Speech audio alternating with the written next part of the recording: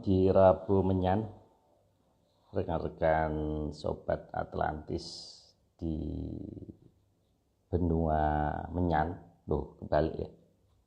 Oke, kita lanjutkan bahasan kita, namun izinkan saya meng-add Mas Agung narsum kita. Satu lagi, Mas Joni.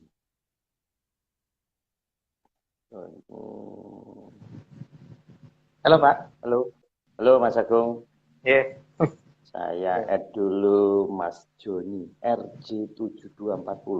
Wah. Kita tunggu dulu Mas. Wah, ini kurang tinggi ya Mas ya? Bentar, kurang turun malahan. Oh. Halo Mas Joni, apa kabar? Halo Mas Joni. Halo Mas Marius. Halo Mas Selamat Joni. malam, Rahayu. Selamat malam, salam menyan. Salam menyan Mas Marius. Mas Joni ini rambutnya gondrong Mas ya? Gondrong biasanya. Coba gondrong. lihat Mas. Coba lihat. Ya coba. Ya, biar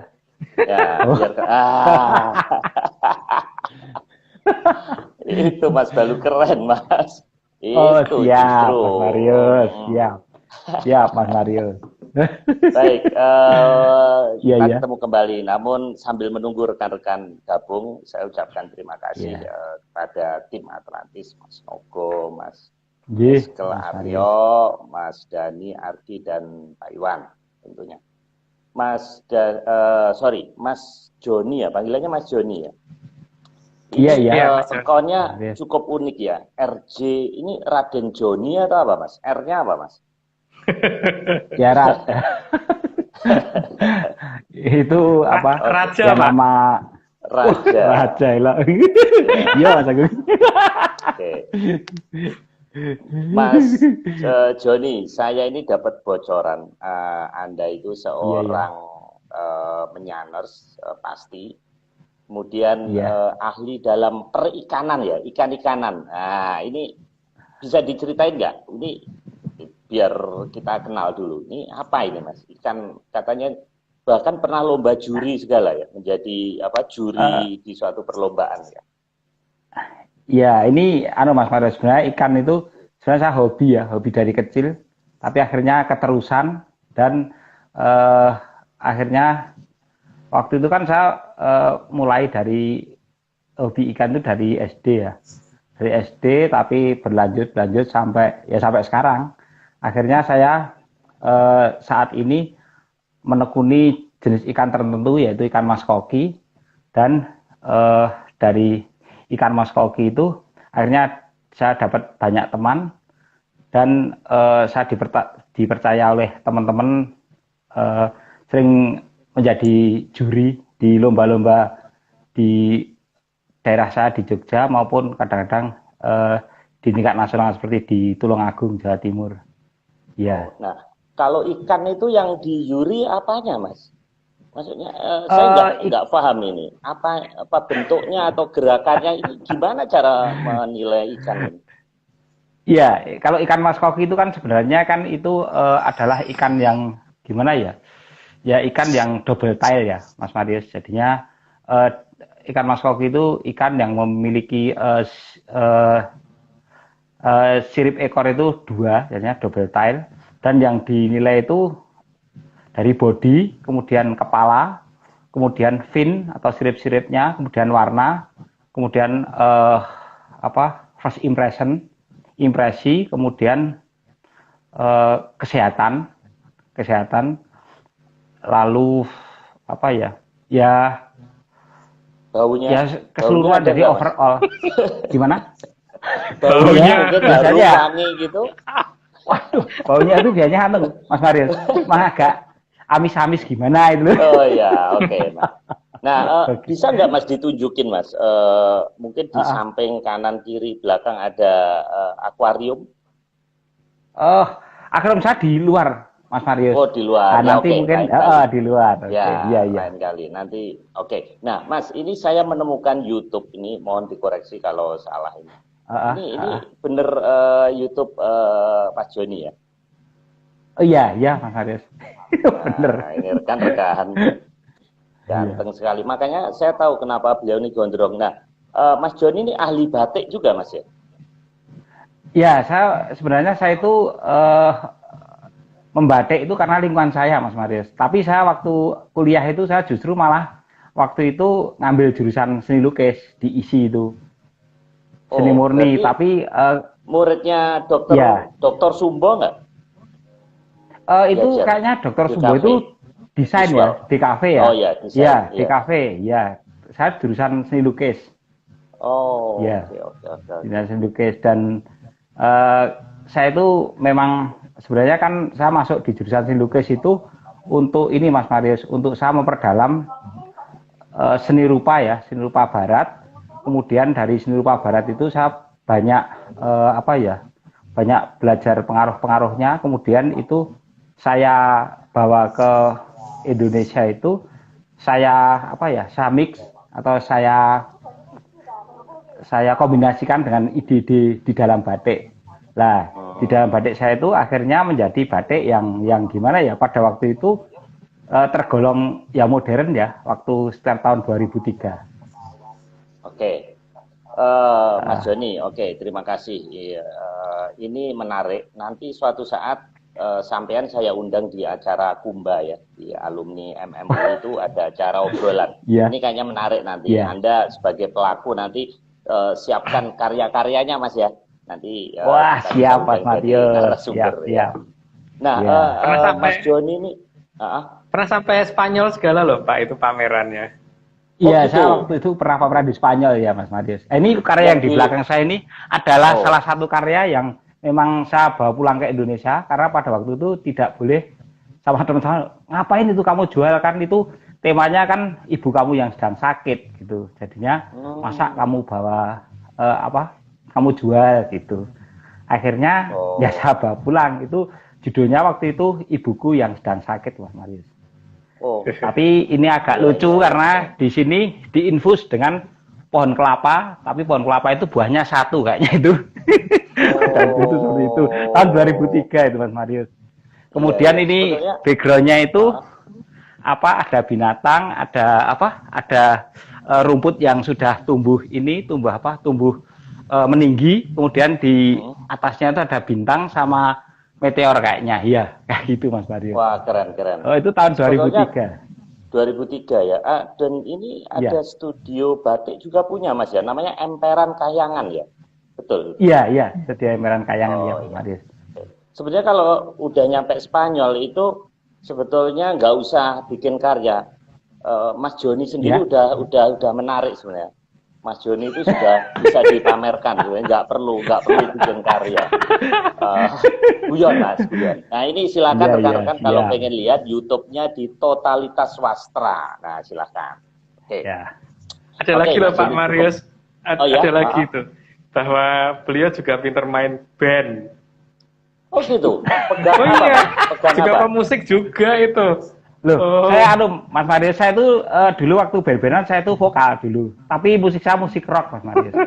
Wih, keren. Coba Mas, satu bait, satu dua kalimat coba yang Anda ini mau White Lion atau Scorpion coba apa? Oke. Mungkin Gun Roses ya. Wah, ya, potongan sedikit ya. Saya nonton live-nya waktu di Senayan, saya nonton. Wah. Ini yang November itu ya, kira-kira gini Mas Marius. Iya. Love is coming, love is going, no one really sure let it go today, today. Nah, itu kira-kira gitu. Waduh. Ini genteng saya miber satu Mas ini Mas tadi. Wah, punya saya jendelanya juga pada buka ini Mas Marius. Lah, gitu lah. Keren. Mas, nanti kalau Zoom ya, kita pengen live-nya nanti. Wah, siap Mas Mario. Atau pakai lead gitar tok nggak apa-apa. Wah, keren ini. Rekan menyanyi kita tambah ini namanya intangible. Jadi saya sukanya di event ini tuh selain materi Mas Agung, kita itu bisa tambah teman gitu. Nah, itu kalau di kuantifikasi itu ada bobotnya. Nah, itu namanya intangible asset. Nah, ini harus dipelihara. Oke. Thank you Mas Joni. Terima kasih Mas Marius. Wah, sampai kami. Ya, saya belum ngucapin selamat malam sama Mas Agung loh. Belum nyapa Mas. Selamat malam Mas Agung. Ya, Rahayu, salamannya Mas Agung. Salamannya, Rahayu. Mas Joni, saya ada beberapa bahasan pendek-pendek. Mas Joni jangan live dulu loh ya. Yang nanti live jangan. Oke, siap Mas Mario. Oke, ini saya memang menyanners kita itu unik-unik. Oke, ini saya menemukan satu menyanners, karya menyanners juga nih Mas Agung. Beberapa saat lalu baru di-upload nih. Nah, ini Mas Aji ya, kalau nggak salah pernah ini. Nah, ini. Oh iya, Sang Aji. Sang Aji. Silakan rekan-rekan ikutin YouTube channelnya Sang Aji. Mistis itu mitos ya. Nah, mistis itu mitos. Silahkan di subscribe. Nah, ini beliau ini menyanners juga. Nah, ini silahkan. Saya belum sempat nonton karena ini baru-baru di-upload ya. Oke. Kemudian saya juga menemukan ini Mas Agung. Jadi Mas Agung ada acara ekspedisi menyanners Telinga Indonesia Podcast dari Mbak Ayu setiap minggu malam Mas ya. Ya. Minggu malam ya. Silakan rekan-rekan kalau mau follow Mbak Ayu, moga-moga ada di sini silakan. Nah itu bisa dilihat bahasan-bahasan lebih memperdalam ya dengan topik-topik yang menarik juga. Oke. Nah kemudian ada satu lagi nih Mas Agung, Nike Island. Jadi saya baru tahu ternyata kemarin Mbak Wijaya Ana itu ternyata saya pikir Maluku tuh di atas ya, ternyata kayak itu Maluku tuh di sini ya, Maluku Tenggara Tual, ternyata di bawahnya Papua ya. Iya, itu Tual. Tual ya, dekat Arafuruci ya. Nah ini ternyata kita dipantau juga dari tempatnya UFO ini. Nah, karena nanti ada kaitannya, jadi kita mau ini ya play sebentar. Nah ini ini ikannya Mas ya. Saya dapat nih ikannya ya. Iya, Mas. Itu ikan saya, iya. Oh, iya. Tapi dapat sepeda enggak, Mas? Dapat sepeda enggak? Belum ya? Oh ya. Belum dapat sepeda, Mas Marius. Oh ya, nanti roda 3 aja, Mas, roda 3. Roda 3. Bekas anak saya itu ada yang enggak kepake nanti ya. Oke. Ini saya dapat. Ini guyon terus ini enggak mulai ini nanti. Iya, waduh, iya. Nah, ini udah 103. Oke. Sebentar lagi Mas, ini saya dapat kiriman. Nah ini keren. Yeah.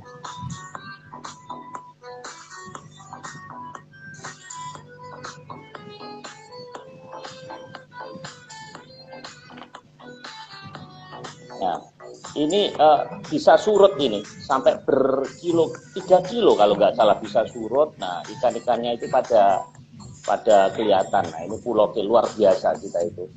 Nah, oke. Nah ini event-eventnya di sana. Ini kita bantu promosi Indonesia Timur. Silahkan rekan-rekan explore Pulau K. Ada Mbak Wijaya Ana menyanners juga. Nah, oke. Mas Agung agak serius sedikit. Jadi ini tadi itu ada webinar katanya yang membahas tentang Indonesia Jakarta mau tenggelam nih. Nah, karena Joe Biden itu pernah ngomong bahwa Indonesia katanya dalam 10 tahun akan harus memindahkan ibu kota karena mereka akan berada di bawah air. Nah itu pada 27 Juli 2021. Nah ini Mas Agung udah ngomong itu sejak setahun yang lalu kan. Sebetulnya kita sudah pernah ngomong ini. Nah ini Mas Mahfud kirim, jadi Mas Mahfud ini ngikutin nih Mas Agung, Mas Nogo bahwa Jakarta ini akan tenggelam. Nah Mas Mahfud ini menghubungkan bahwa jangan-jangan Joe Biden ini dapat bisikan dari Mas Nogo dan Mas Mahfud gitu. Jadi bukan hal yang baru gitu loh. Nah ini saya asli ini jam 10 tadi 10.17. Jadi sebenarnya kalau yang ngomong orang bule ya itu didengerin, tapi kalau yang ngomong menyanners ya yang dengerin ya cuman jin setan aja kayak kita malam ini gitu. Nah ini tadi ada yang komen ya sudah intinya di sini mempertanyakan kenapa tidak memakai kearifan lokal. Jadi sains dengan ini dipadukan gitu. Oke, Mas Agung, sebelum kita mulai mohon tanggapannya sedikit Mas tentang ini Mas. Ini tidak nakut-nakutin ya, artinya kita tidak memberikan kesan horor, tapi kan apa yang Mas Agung vision apa penglihatan itu harus disampaikan juga, karena hukumnya wajib, Mas. Kalau tahu, jadi ilmu itu harus disampaikan. Kalau enggak nanti ibarat pohon tidak berbuah itu. Seperti saya ini, nah, ini pohon tidak berbuah. Nah, jadi harus disampaikan, Mas. Oke. Silakan, Mas Agung. Pada dasarnya kan saya tidak menyatakan Jakarta akan tenggelam, Pak. Cuman saya menyatakan bahwa Berantas akan dibuka dan Jakarta ada di atas Berantas. Itu aja toh, Pak. Bogor dan sebagainya, Bekasi dan sebagainya. Nah, soal nanti akan tenggelam atau tidak sih nggak ngerti, Pak. Tapi Berantas akan dibuka, gitu aja. Jadi hanya supaya pada eleng lan waspada, dan setelah itu kan hak masing-masing ya. Untuk eleng lan waspada itu bukan kewajiban saya, tapi kewajiban dari masing-masing orang sendiri-sendiri. Itu haknya mereka. Apakah mereka akan eleng atau tidak? Itu haknya mereka. Tapi kan pada dasarnya saya di sini ini kan dongeng, Pak. Yang namanya dongeng itu kan boleh dipercaya, boleh tidak gitu. Dan tidak dipercaya juga tidak apa-apa. Gitu. Jadi ya yang pada dasarnya saya hanya mengurut berdasarkan beberapa cerita masa lalu bahwa Berantas itu di mana sih gitu kan.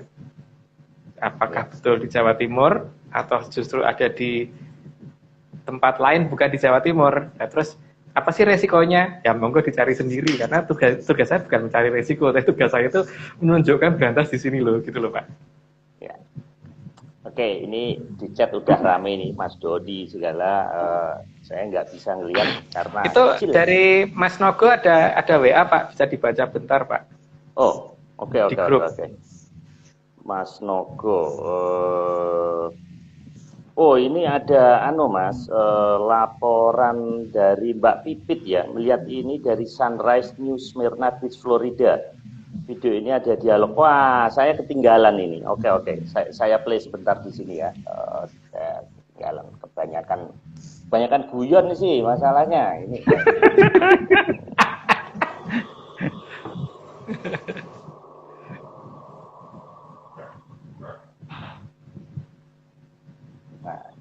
Seperti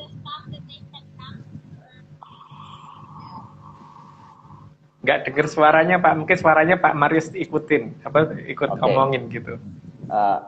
Gini aja, Mas, biar ini soalnya sudah 17 menit, Mas. Saya takut nanti rekan-rekan ini. Jadi ini ya minggu depan aja. Minggu depan kita play lagi. Tadi kan ada eling lan waspada, Mas. Itu ada artinya, Mas. Itu peribahasa, eling lan waspada, luwih becik belik daripada orang duwe bondo. Ya, itu ya menyanners. Oke, nanti minggu depan saya play yang dari Florida. Oke, Mas Joni, monggo saya persilakan untuk memulai. Jadi sekarang ini pitu telu ya, Mas ya. Pilu ya, Mas. Makanya pada hitam-hitam semuanya. Mas Agung pakai baju hitam, Mas Joni saya hitam karena edisinya pilu, Mas. Pitu telu. Gitu. Memang belum habis-habis ini, Mas. Cobaan kita, Mas. Oke. Wah, siap. Silakan. Ya. Monggo, Mas. Oke. Slide 1. Kediri adalah kerajaan yang ada di sisi timur dari Sungai Berantas dan pernah diperintah oleh seorang Dewi Kili Suci. Ya, itu ceritanya sudah pernah kita bahas di masa lalu, bahwa dari kata karena beliau itu Kedi, maka dikatakan kerajaan Kedi Putri, maka menjadi nama kerajaan Kediri. Tapi lanjut dulu aja, Mas, monggo. Slide kedua, sehingga dalam menghormati aliran Amertasari sering dipimpin langsung oleh Sang Dewi Kili Suci. Ya, pasti ada upacara untuk penyucian wilayah tersebut, dan upacara itu langsung dipimpin oleh beliau. Tidak perlu penjelasan lebih lanjut, maka dilanjut, Mas. Slide ketiga, karena upacara dilakukan di daerah ketinggian oleh seorang putri, maka daerah tersebut dikenal dengan nama Gunung Putri. Terus lanjutannya masih ada tuh, Mas. Letak tempatnya berada di tengah agak ke timur dari aliran Amertasari. Kalau misalkan ada nama wilayah yang mirip, Ya anggap aja kebetulan ya, karena ini sifatnya dongeng gitu, jadi tidak usah dipercaya. Jadi anggap aja itu kebetulan. Angga lanjut Mas. Slide keempat, setelah Sang Dewi Kilisuci mundur dan setelah terjadi kerukunan antara Jonggolo dan Panjalu, maka kekuasaan kerajaan pusat dipegang oleh Sang Mahaprabu Lembu Amisesa atau Lembu Amiluhur. Jadi dalam penulisan di Jawa itu huruf A sama O kan biasanya sama ya. Jadi kerajaan Janggal A itu kadang-kadang juga dibaca Jonggol O gitu ya. Jadi kenapa dinamakan kerajaan itu? Karena di situ banyak keanehan-keanehan yang tidak pasti ditemui di wilayah lain. Maka dikatakan kerajaan janggal atau kerajaan yang aneh gitu. Maka dalam perkembangannya karena Sanskerta berubah menjadi bahasa Kawi, maka A itu jadi O, ini kerajaan Jonggol gitu. Kalau ada yang mirip ya anggap kebetulan. Lanjut Mas. Slide kelima, sementara di Panjalu, Sang Mahaprabu Lembu Amisesa mempunyai seorang putri yang sangat cantik yang bernama Dewi Sekarjati. Sekarjati dari penggambaran sekar atau bunga yang sejati, jadi bukan sekar taji. Ya karena di sini mungkin banyak yang keliru ya, kenapa dinamakan Sekarjati dan kenapa ada nama Sekar Taji. Memang ada dua nama itu sih. Tapi ini di pribadi yang berbeda ya. Karena nanti penjelasannya ada di slide berikutnya. Mungkin terus dulu Mas. Habis itu mungkin saya baru ngomong. Slide ke-6. Taji adalah jalu dan jalu atau taji ada pada ayam jago. Sehingga taji berarti laki-laki. Maka seorang perempuan tidak seharusnya menggunakan nama taji. Nah, tadi kan makanya bukan Dewi Sekar Taji ya, tapi Dewi Sekar Jati. Adapun yang dinamakan Sekar Taji adalah si Panjilaras, yaitu kakaknya. Karena Panjilaras itu ganteng banget sampai kelihatan cantik. Memang begitu sih, kelihatan ganteng banget sampai kelihatan cantik. Sementara adiknya si Sekar Jati memang kelihatan benar-benar kelihatan cantik gitu. Jadi bukan Taji. Jadi hati dengan nama itu ya, karena ada yang nyebut Taji, ada yang nyebut Jati. Tapi memang itu dua orang yang berbeda. Lanjut dulu Mas. Slide ke-7, kecantikan Dewi Sekarjati sangat terkenal di seluruh pelosok alam raya, sehingga banyak para satria dari berbagai makhluk yang berusaha melamar Sang Dewi Sekarjati. Ya, kalau itu sih nggak perlu dijelasin lagi ya, namanya orang yang cantik pasti banyak yang pengen kenal gitu, dan banyak pengen melamar itu sudah jelas. Lanjut aja Mas. Slide ke-8, bahkan ada satu raja buto yang nekat datang melamar Sang Dewi Sekarjati, lengkap dengan membawa seluruh kekuatan armada perangnya. Beberapa cerita ini mungkin bisa dilihat di Babat Kediri, tapi tidak akan detail. Sebagian lagi ada, kalau mempunyai surat Kondobuwono itu juga ada. Terus di sini saya tidak mau menyebutkan nama si butonya ya, karena mungkin khawatirnya ada kemiripan dengan nama orang atau gimana, nanti malah jadi kasihan orang tersebut dianggap buto atau gimana gitu. Tapi memang ada sih yang sangat mirip, namanya lengkap banget, itu dari depan ke belakang itu mirip banget gitu loh. Makanya saya tidak sebut namanya. Lanjut Mas. Ya. Dalam serat Babat versi Menyan, sang raksasa tersebut berkulit agak biru dan membawa banyak pasukan dalam kapal yang berlabuh di sisi utara dari Kediri. Karena itu kerajaan besar dan merasa mempunyai harta yang sangat banyak dan punya pasukan yang sangat banyak, maka pada saat melamar juga sambil menakut-nakuti, jadi supaya yang didatangi juga enggak supaya jangan sampai nolak gitu kan, maka kekuatan armadanya dibawa semuanya. Ya, tapi salah dia karena yang ditantang kerajaan Kediri. Lanjut Mas. Slide ke-10, terlalu banyaknya kapal yang berlabuh sehingga sampai lautan penuh sesak dengan kapal armada dari Prabu Rasekso tersebut. Sangat banyak, jadi kalau dikatakan sedikit nggak bisa, banyaknya pakai banget, jadi sampai kalau dilihat dari kejauhan itu udah kayak apa ya? Pokoknya lautan daratan air perairan itu jadi kayak daratan aja gitu. Karena saking banyaknya dan terlalu rapat semua armadanya. Lanjut Mas. Slide ke-11, sebegitu banyaknya kapal sehingga pantai tersebut kalau dilihat dari kejauhan akan terlihat seperti sawah atau bulak. Maka daerah tersebut kemudian dikenal dengan nama bulak kapal. Ini juga cuman cerita ya. Jadi nama ini kalau ada yang sama anggap aja kebetulan. Cuman dalam cerita Babat Kediri di ujung utara Sungai Brantas ada nama bulak kapal. Jadi ketika mencari di Sungai Brantas harusnya nama itu ada, tapi kalau nama itu nggak ada ya berarti Sungai Brantas itu beneran apa enggak itu loh yang sekarang. Lanjut Mas. Slide ke-12, karena situasi yang bisa menjadi berbahaya, maka Raja Raksasa tadi dipanggil oleh Sang Mahaprabu Lembu Amisesa untuk mesanggrah di pesanggrahan para tamu melalui sungai atau kanal yang berada di sisi timur dari aliran Amertasari. Ya, makanya ada daerah yang namanya pesanggrahan. Karena pesanggrahan itu dulu tempat untuk dikumpulkannya para tamu kerajaan ke sana gitu kan. Dan itu melalui sungai yang ada di sebelah timur atau kanal di sebelah timur untuk menuju ke pesanggrahan tadi. Lanjut Mas.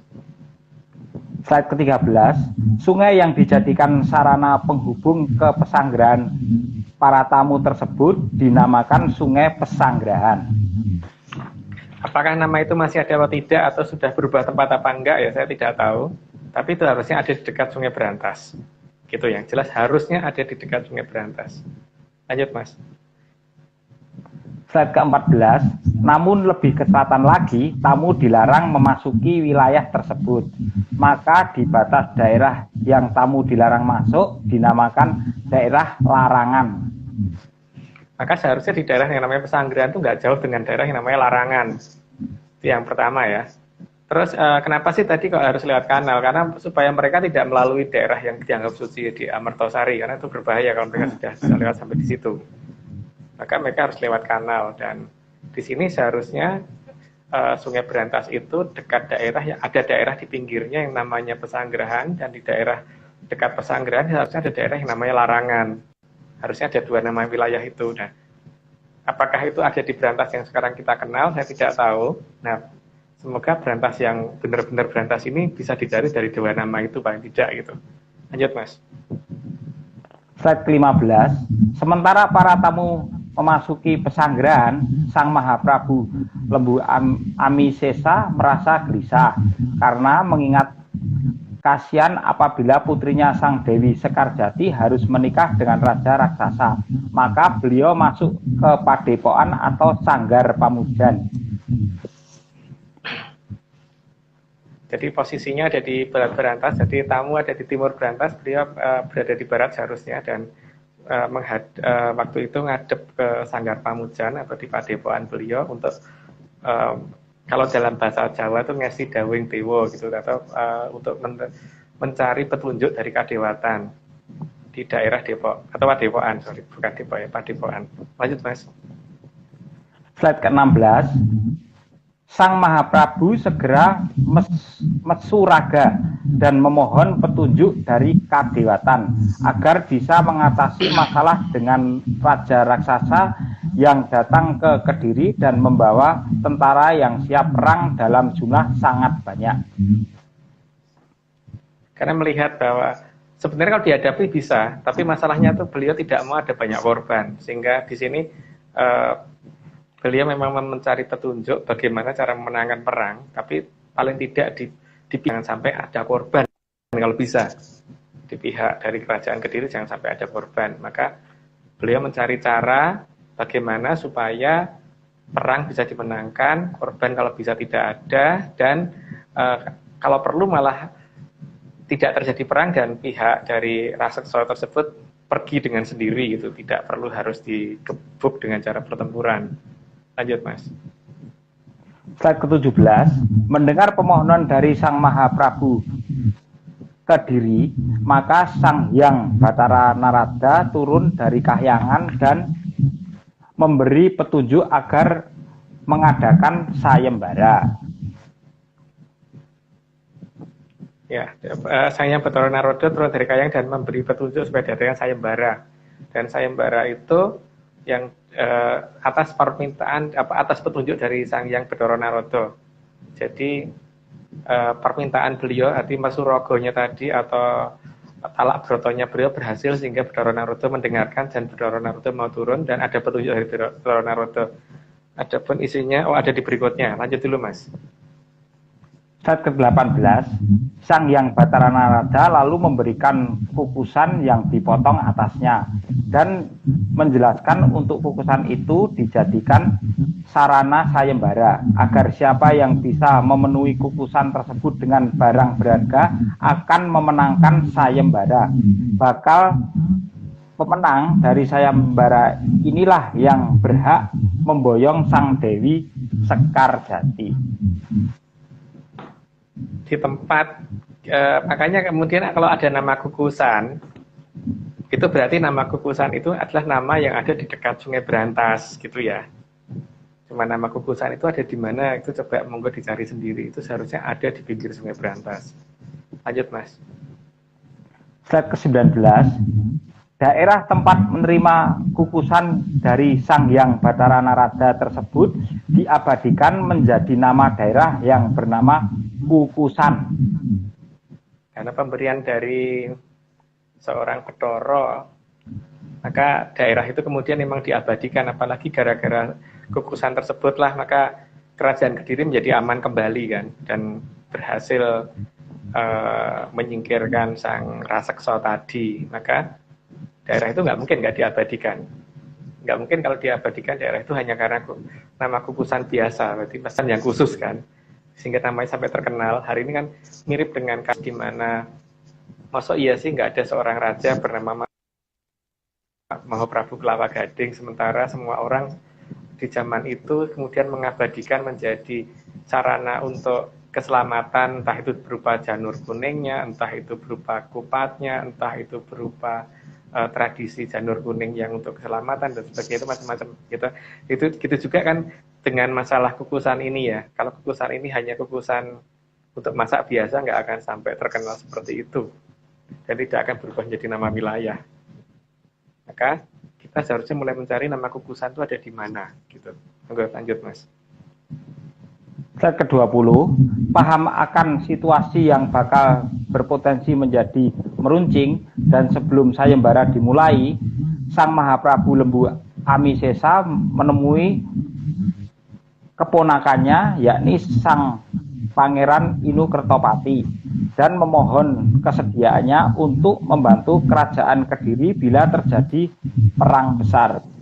Disanggupi oleh Sang Pangeran Inu Kertopati dan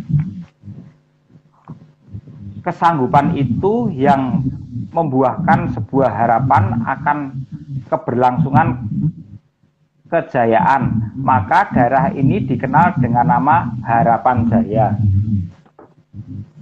Inu Kertopati putra dari kerajaan Janggala ya, atau Jonggol ya, jadi bukan dari kerajaan Panjalu, tapi waktu itu diketahui persis bahwa atas petunjuk dari Bathara Narada juga yang harus maju, tapi senopatinya harus beliau gitu nantinya. Dan ketika Pangeran Inu Kertopati itu sanggup dan mau menerima tugas tersebut, maka harapan kemenangan sudah muncul di situ, sehingga beliau sangat senang sekali. Maka daerah itu dinamakan menjadi harapan kemenangan atau harapan kejayaan atau harapan jaya. Nama itu seharusnya juga nggak jauh dari keberadaan Sungai Berantas yang sedang saya cari gitu. Oke lanjut Mas. Slide ke-21, kembali ke persiapan penyelenggaraan sayembara. Kukusan tadi lalu dibalik sehingga lubangnya yang kecil berada di bawah. Kukusan tadi digantung di atas aliran Berantas dan sayembara pun dimulai. Jadi kukusan tadi dibalik dengan tujuan kan sesuai dengan permintaan bahwa siapa yang bisa memenuhi kukusan ini dengan perhiasan emas dan sebagainya itu, maka dia menang gitu. Tapi kalau semua perhiasan itu dibalik dan waktu dimasukkan ternyata jatuh ke bawah semua, maka ya berarti dia belum bisa memenangkan itu gitu. Ya, tapi ya hanya sebesar kukusan, maka ya banyak raja yang dia merasa sanggup. Lanjut Mas. Slide ke-22, raja raksasa tersebut merasa itu sayembara yang sangat mudah. Maka anak buahnya diminta mengisi kukusan itu dengan emas berlian sebanyak mungkin. Yang diharapkan kan ketika diisi, maka makin lama di bagian bawah akan tersumbat sehingga bisa memenuhi kukusan tadi gitu kan. Dan kenyataannya tidak. Kenyataannya semuanya berojol ke bawah. Lanjut Mas. Slide ke-23, namun semua emas dan berlian tenggelam karena lolos dari lubang yang ada di ujung kukusan. Sebagian lagi tersapu ombak dan semuanya tenggelam di dasar sungai Brantas. Yang diinginkan oleh si raja raksasa tadi kan, kalau toh tidak bisa menyumbat di kukusan ya, maka emas-emasan tadi akan masuk ke bawah. Nah, ketika sampai di bawah kan harusnya terus akan menggunung sampai menyentuh kukusan sehingga akhirnya kukusannya bisa tersumbat dari bawah gitu kan. Tapi karena derasnya aliran dari sungai Brantas, maka seluruh perhiasan yang jatuh ke bawah ternyata tidak jatuh tepat di bawah, itu terbawa arus bergeser ke arah utara gitu. Nanti lanjut Mas. Slide ke-24, jatuhnya emas dan berlian dalam jumlah yang sangat besar tersebut menghantam buaya yang sedang tidur di dasar aliran Brantas, sehingga buaya yang terhantam emas yang besar-besar tersebut naik ke permukaan. Ya kaget toh kalau misalkan ada orang biasa dia lagi-lagi nyelam terus tahu-tahu kepalanya kejatuhan emas batangan gitu kan, juga puyeng ya. Ya buaya juga begitu kan, tahu-tahu kejatuhan emas-emas yang dalam jumlah sangat banyak ya, dia mesti bangun dan terpaksa menyingkir ke atas gitu kan, atau mencari tempat yang lebih aman yang tidak kena ini, karena kalau bagi buaya kan emas tuh nggak ada nilainya, yang penting bagi dia tuh makanan kan, bukan emas gitu. Lanjut Mas. Slide ke-25, oleh masyarakat banyak, lubang kukusan tadi dianggap bisa mengundang buaya. Maka daerah tersebut lalu dikenal dengan nama lubang kukusan buaya. Ya, karena begitu banyaknya buaya yang muncul gara-gara lubang tadi, maka disitulah ada legenda tentang munculnya lubang kukusan buaya. Nah, dengan berkembangnya zaman sampai dengan hari ini, apakah nama itu masih lengkap menjadi lubang kukusan buaya atau cuma lubang kukusan atau kukusan buaya atau lubang buaya, saya tidak tahu ya. Tapi yang jelas semua nama itu seharusnya ada di Brantas. Lanjut Mas. Slide ke-26, sebegitu banyaknya peti berisi emas berlian yang dituangkan ke kukusan, tapi kukusannya tidak pernah terisi penuh, maka anak buah sang raksasa diminta untuk menambah lebih banyak lagi, namun ternyata gagal total. Kalau tadinya cuma digerojok isinya doang kan, akhirnya peti-petinya itu dimasukin ke situ, tapi tetap aja ternyata walaupun lubangnya kecil dan petinya besar, tetap aja brojol ke bawah gitu, tidak ada yang bisa ketahan di situ gitu. Ya karena ya kukusan pemberian dari Bathara Narada, bukan kukusan biasa. Lanjut Mas. Slide ke-27, tersadar bahwa tidak akan bisa menang, maka sang raja raksasa menjadi sangat marah. Ya bukan hanya masalah marah, malu juga sih. Sudah terlanjur sesumbar bahwa itu masalah kecil, gampang dan sebagainya, ternyata gagal total gitu loh. Jadi ya akhirnya dia ngamuk sejadi-jadinya gitu. Lanjut Mas. Slide ke-28, dikerahkanlah pasukan Buto oleh sang raja raksasa untuk menyerang kerajaan Kediri. Ya namanya Buto kan nggak mau kalah, begitu kelihatan bahwa dia ternyata nggak sanggup ya terus patak baris mau nyerang gitu. Minimal nakut-nakutin lah, walaupun gagal dalam sayembara menganggap bahwa dengan ancaman dia bisa menang gitu. Ya tapi ya salah dia kalau melawan kerajaan Kediri gitu, caranya kayak gitu. Lanjut Mas. Slide ke-29, dalam kondisi siap berperang, Sang Hyang Bathara Wisnu turun dan menemui Sang Mahaprabu Lembu Amisesa dan menitipkan kembang Wijaya Kusuma.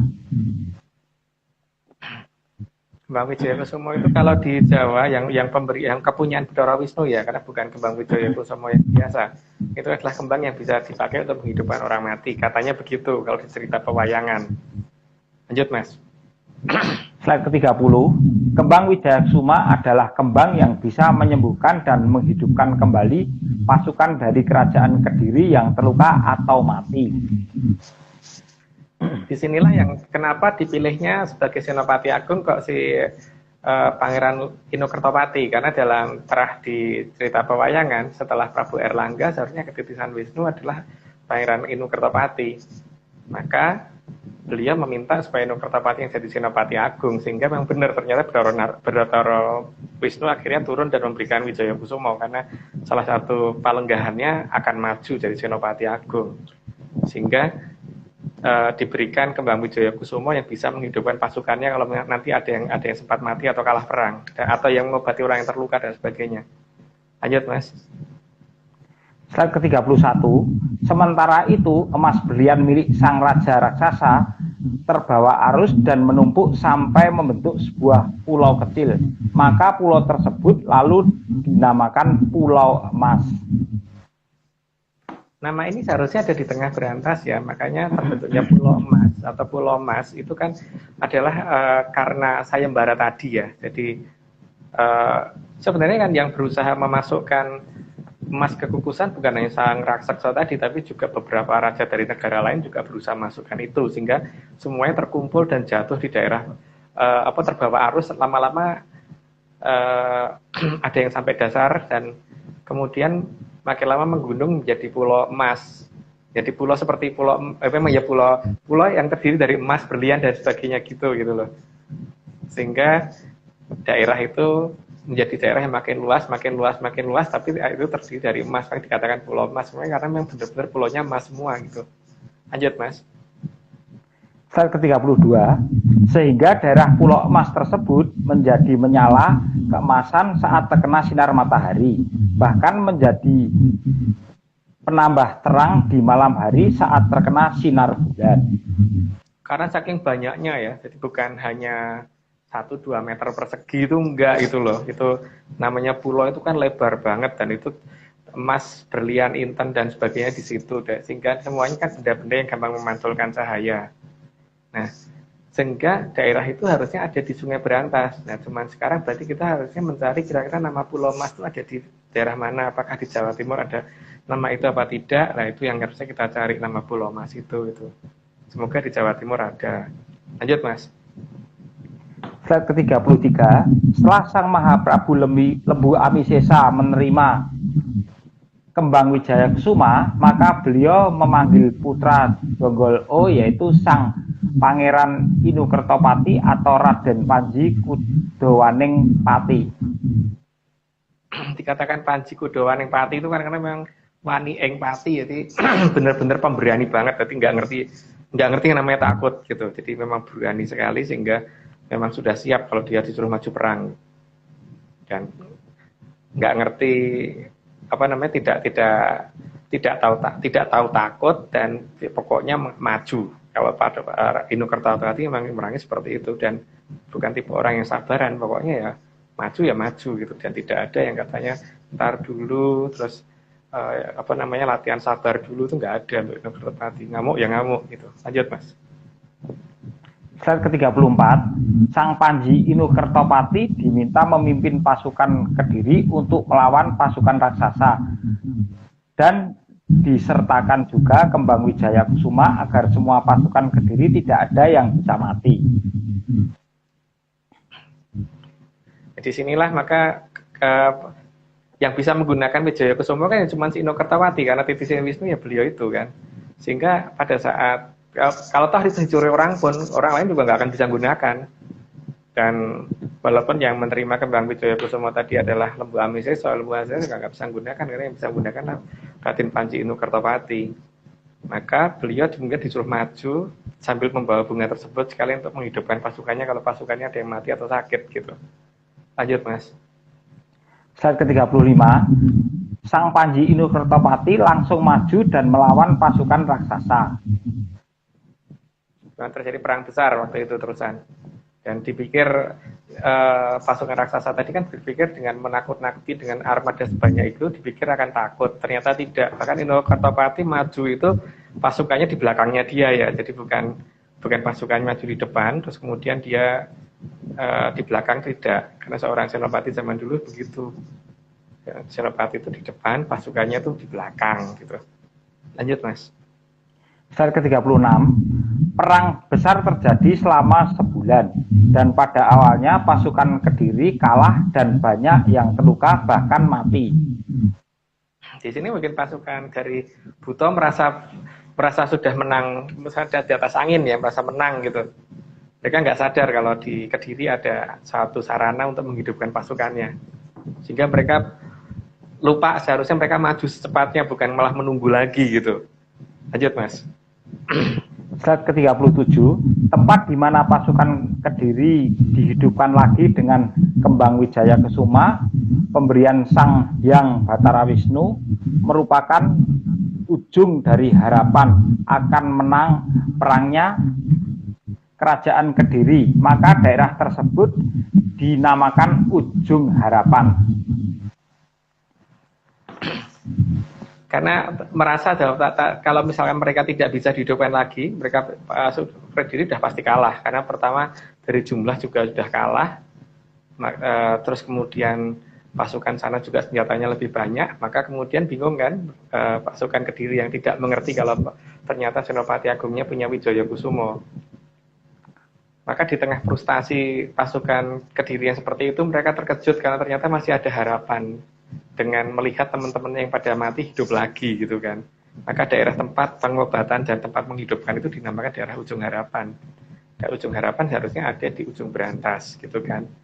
Tapi ya kita cari apakah itu nama itu ada apa tidak. Kalau ada ya mungkin kebetulan aja sama. Lanjut Mas. Slide ke-38, dan kembalinya pasukan ke medan pertempuran dinamakan Medan Satria. Karena memang tidak ada satupun pasukan Kediri yang mau mundur dan benar-benar perang dengan cara yang sangat satria. Kan setelah mereka disembuhkan, kan kemudian dikumpulkan lagi dalam satu tempat, kemudian ditanya apakah mereka tuh mau maju perang lagi apa tidak, dan ternyata jawaban dari mereka mau maju lagi gitu kan. Maka daerah itu kemudian dijadikan tempat untuk ikrar suatu satria, makanya dinamakan daerah Medan Satrio, atau tempat di mana para satria ini bersumpah untuk maju perang lagi tidak sampai titik darah penghabisan, dan memang ternyata tidak ada yang penghabisan karena mereka hidup, kalau mati hidup lagi gitu kan. Oke lanjut Mas. Slide ke-39, sehingga pasukan Buto akhirnya kalah perang karena kelelahan. Sebab pasukan Kediri seolah-olah tidak ada yang bisa mati. Karena kalau mati pasti hidup kembali dan maju perang lagi. Awalnya pasukan Buto tadi kan merasa bahwa dia sudah menang. Tapi kemudian mereka itu menunggu di situ, coba, berarti bukan maju melawan gitu kan. Bergaya menunggu dengan seolah-olah menakut-nakuti sampai menunggu karena mereka merasa akan menang. Nanti mereka merasa bahwa seharusnya Dewi Sekarjati yang dibawa ke situ gitu, bukan mereka yang ngemis minta supaya Dewi Sekarjati mau nyulek atau gimana, enggak. Jadi mereka pengennya Dewi Sekarjati dibawa ke sana. Dan kenyataan yang terjadi, pasukan mereka lama-lama kelelahan karena melawan pasukan yang nggak bisa mati, hidup lagi gitu. Akhirnya memang tenaga mereka habis. Walaupun pada saat bertempur mereka selalu menang, tapi menang terus begitu ya ditusuk hidup lagi, perang hidup lagi, kan tenaga mereka habis juga lama-lama. Lanjut Mas. Slide ke-40, akhirnya pasukan Kediri menang perang dan Raja Raksasa berhasil dimusnahkan, serta di seluruh armadanya berhasil ditenggelamkan. Jadi akhirnya menang perang. Tapi ya mereka kan tidak menduga kalau akan melawan seperti itu kan. Mereka pikir yang dilawan itu kerajaan seperti kerajaan-kerajaan yang lain. Mereka salah kalau berpikir seperti itu terhadap kerajaan Kediri. Nuswantara itu memang beda. Ada sesuatu yang lain, bahwa anugerah yang dari kadewatan ada di sini. Jadi mereka sangat salah kalau berani menantang kerajaan yang ada di sini. Seharusnya mereka berpikir ulang sebelum mereka itu mau menyerang kerajaan Kediri. Ya, tapi itulah yang sudah terjadi, dan ya itu apakah menjadi dongeng atau kebetulan, ya monggo dicermati sendiri tentang nama-nama lokasi itu ada betul apa tidak.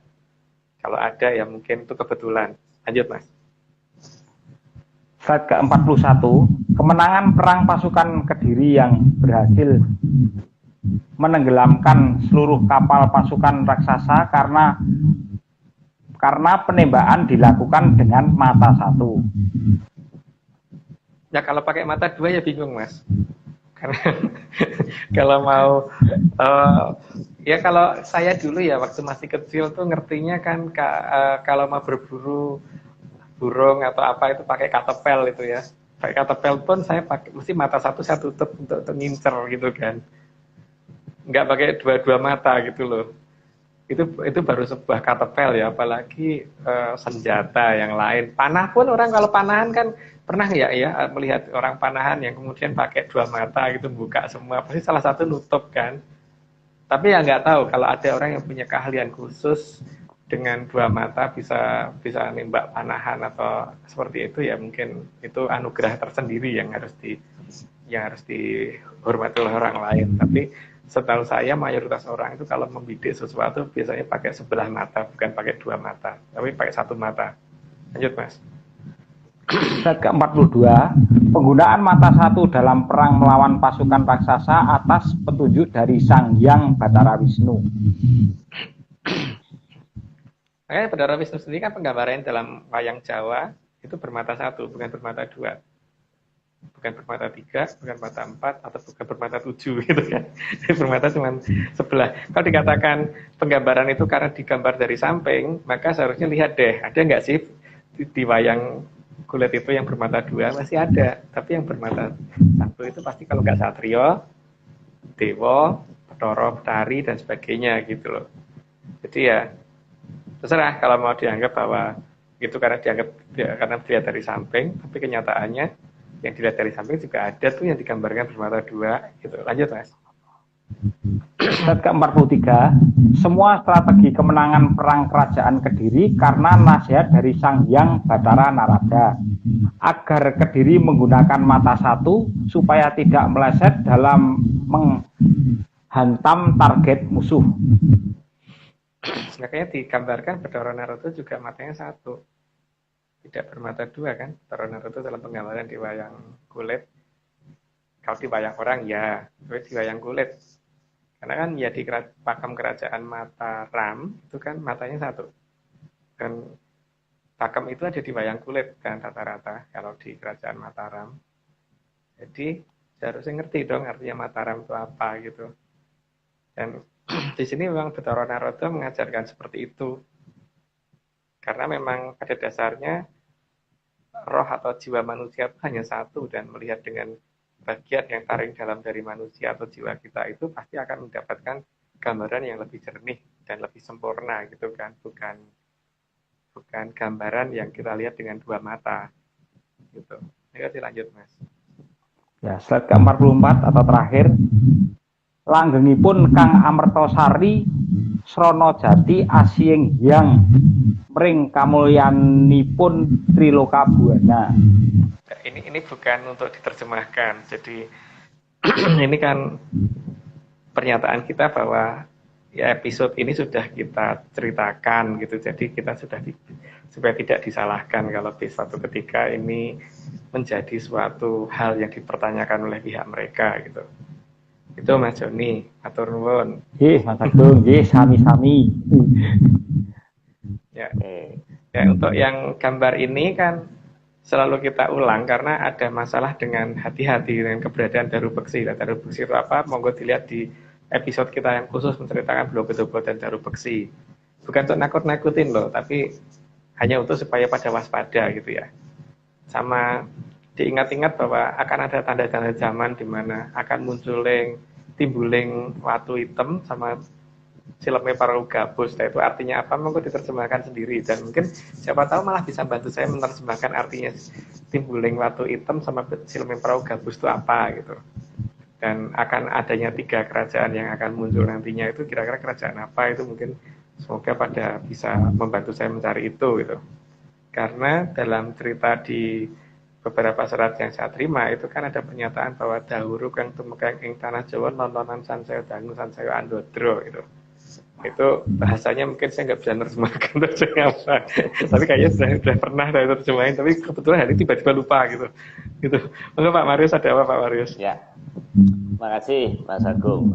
Ini ada beberapa rekan saya tadi dari Kediri, senior saya, Mas Suryo Alam, tapi mau saya add kok nggak tahu pakai nama, soalnya di grup di upload. Jadi beliau ini hampir jadi Pak Bupati dan pernah menjadi anggota DPR, jadi tertarik dengan topik ini. Terus ada juga teman saya dari Garut, namanya Dr. Agus Sunaria, panggilannya Asgar, tapi dipelesetin jadi asli Garut. Asgar, gitu.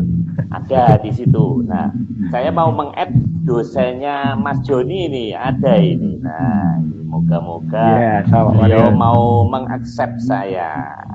Bu Nur Sudiati. Oh iya. Monggo Bu Nur, moga-moga bisa masuk nih Mas.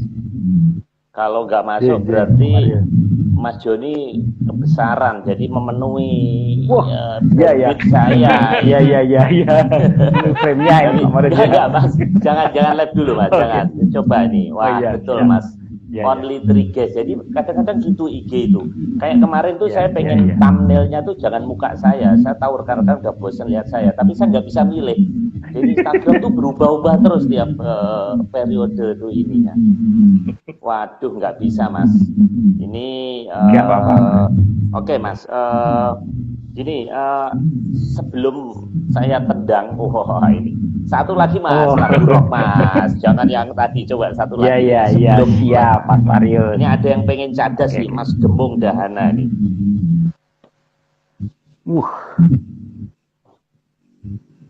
Monggo Mas, satu bait. Apa? Yuk, terserah lagunya. Satu bait aja, 1-2 kalimat. Oh iya. Itu apa? Bon Jovi ya. Thank you for loving me. Emang ada Mas? Ada yang mencintai Mas Joni ya? Ada. Ini berarti buat seseorang. Lah, ada buat seseorang. Oke. Itu penghinaan. Ya aja lah Pak. Satu bait ya, Mas Marius. Coba. Oke. Ya. Kira-kira gini.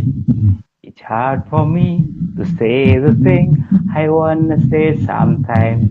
There's no one here but you and me, and broken old street light.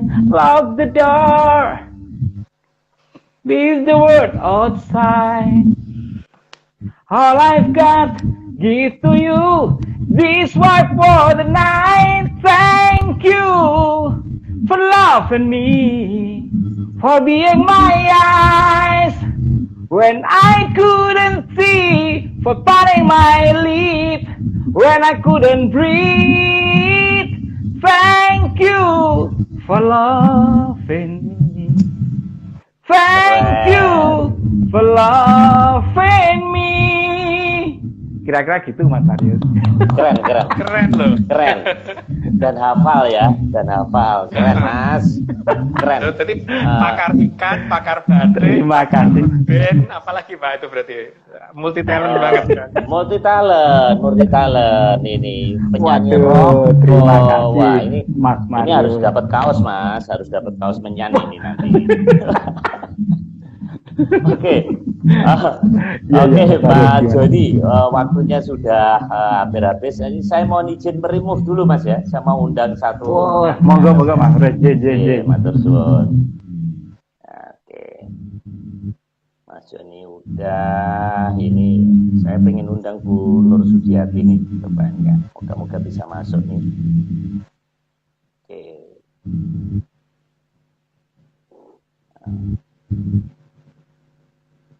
Halo, Bu Nur. Apa jangan-jangan beliau tidak di... Nah. Halo. Bu Nur. Mas Marius. Halo. Mana oleh-olehnya? Wah, saya udah ditagih. Nanti kaos menyan aja kalau Bu Nur ini. Ya, Nah, betul loh.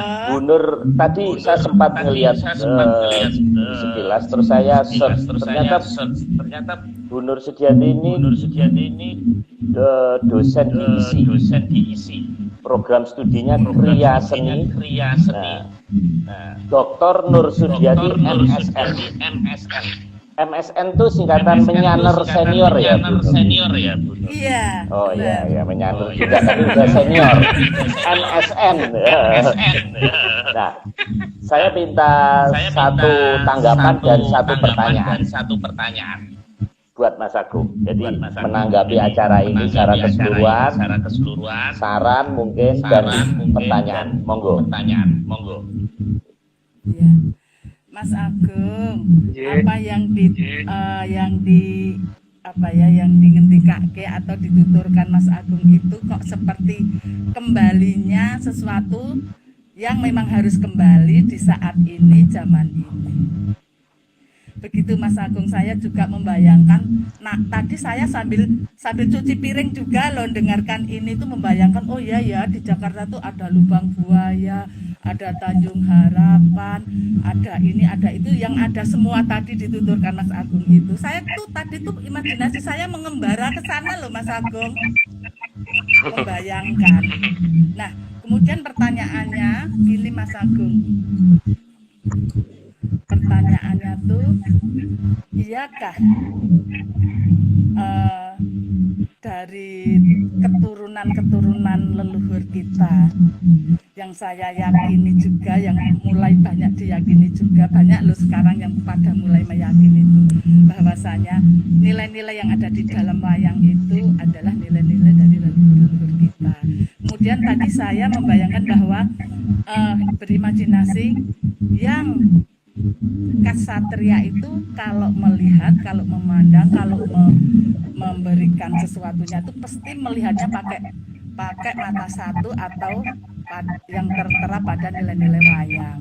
Nah, mata satu itu menurut saya yaitu sense of jumenenging, yang jumeneng di dalam urip itu Mas Agung. Jadi mata yang satu itu bukan mata ini, tetapi mata batin atau mata yang hidup, mengikuti hidup sepanjang hidupnya sampai entah kapan itu Mas Agung. Apakah iya ini, pertanyaannya gini Mas Agung, apakah iya tetap kembali lagi Mas Agung seperti apa yang kita semua harapkan?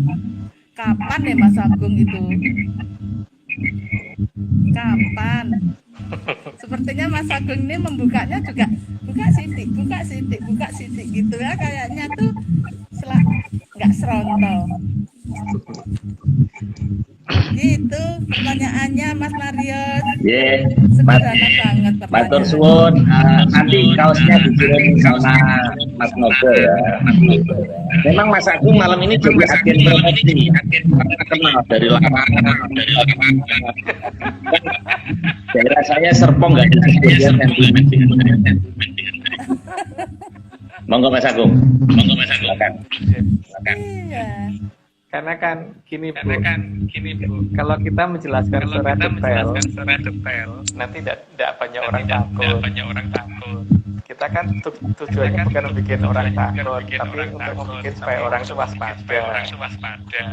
Nah, soal kita menceritakan tapi ternyata tidak waspada, itu sudah bukan menjadi urusan kita.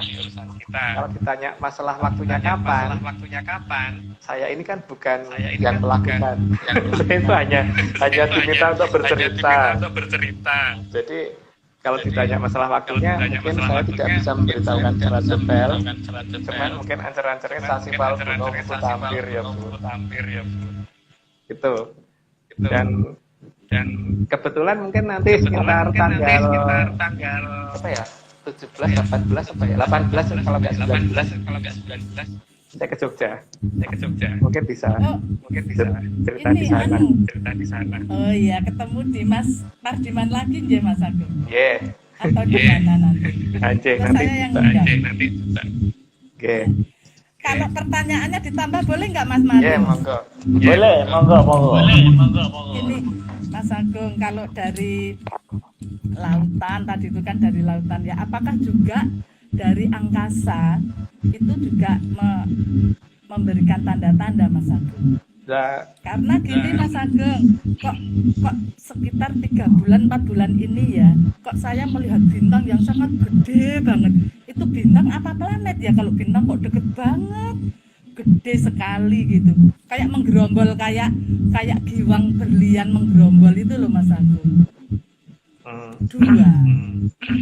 Dan kadang-kadang setiap habis maghrib tuh saya kangen pengen melihat, tadinya nggak ada, sekesidik-sidik terus muncul gitu, sampai saya suka menanyakan sama teman atau tetangga, itu bintang apa ya, apa planet ya? Kalau bintang kok gede banget menggerombol gitu, tapi kalau planet kok pindah kayak jalan begitu Mas Agung, itu apa ya? Maka itu juga termasuk tanda-tanda alam yang dari atas. Tanda-tanda alam itu sebenarnya udah banyak, Bu. Cuman kalau mungkin saya kurang begitu paham, cuman memang untuk beberapa saat ini kalau sekitar sore hari setelah matahari tenggelam ya, itu di sebelah barat itu akan kelihatan ada satu planet yang kelihatan terang banget, itu namanya Venus. Terus kalau yang tepat di atas kita agak ke timur sedikit. Kalau jam 8 mungkin tepat di atas kepala kita ya. Itu Jupiter.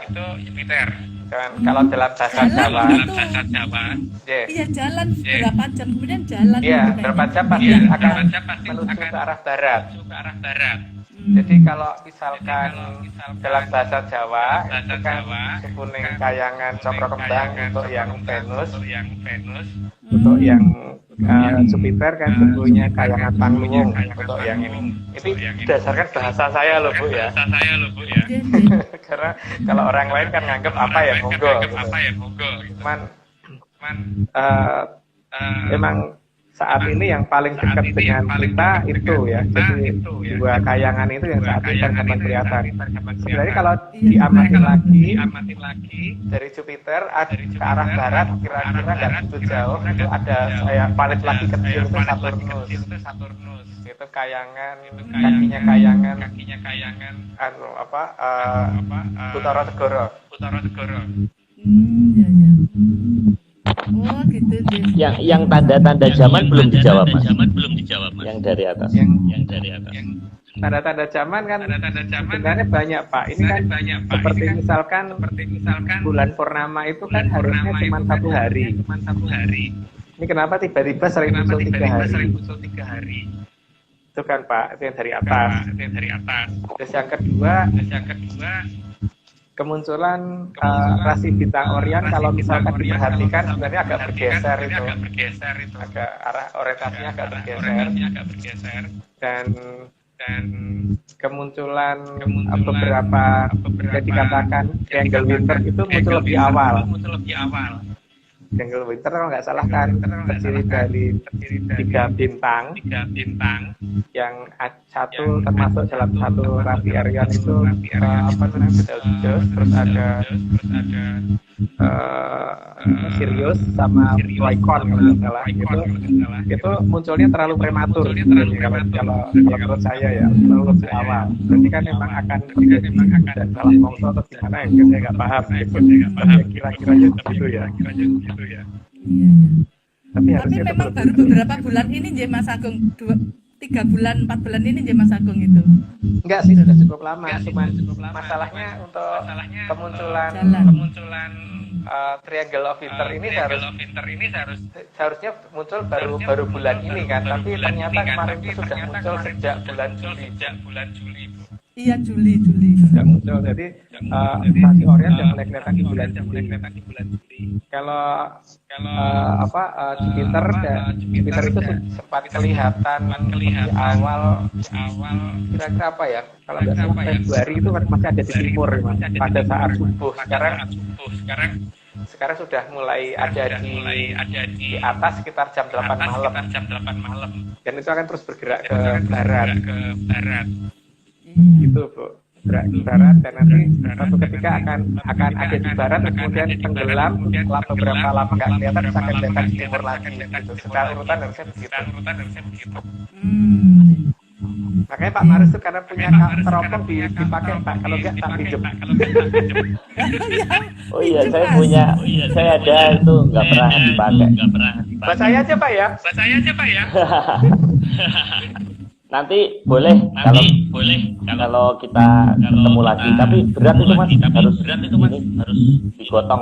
digotong itunya. Ini berapa ton Pak? Harus pakai forklift ya Mas Marius.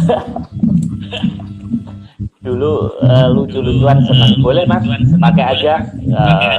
Saya juga nggak bisa makainya karena gini Mas, itu harus gerak terus gitu loh Mas. Jadi kita ngamatin bulan tuh bener-bener kelihatan sampai itu yang bolong-bolongnya tuh nah itu harus muter terus gitu. Oke. Mas Agung, Bu Nur.